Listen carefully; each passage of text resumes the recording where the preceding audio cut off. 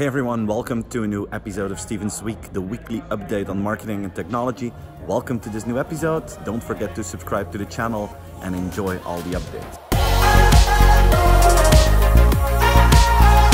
UPS is working with artificial intelligence and machine learning to predict the weather better than what they have today.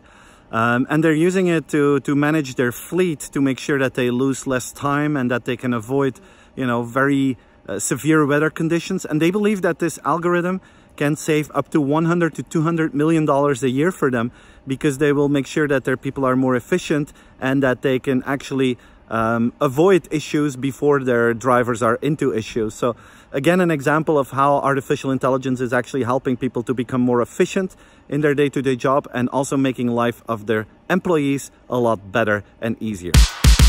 Amazon Web Services launched ROBOMAKER this week.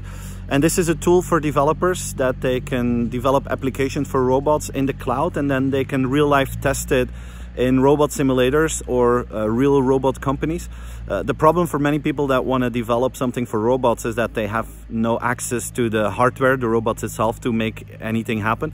And now with ROBOMAKER, AWS actually facilitates people and developers to join forces, and this will probably speed up the evolution in robotics and will speed up the possible applications, because there will be more data, there will be more tests, and this is accelerating the entire development of the robotization of the world.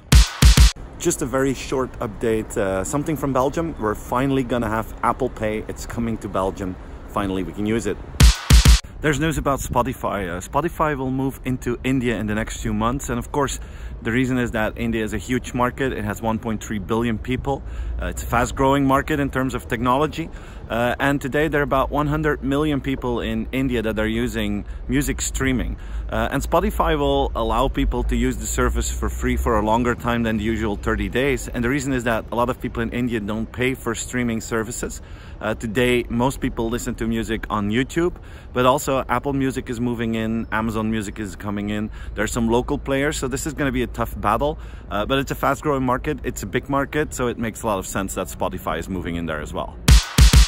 WeChat is partnering with Line, and Line is like a social platform in Japan, and WeChat is going to allow its payment system to be used on online. So this is another step for one of the Chinese platforms, this time WeChat of Tencent, that is taking its platform, taking its capabilities, and is taking it to other markets.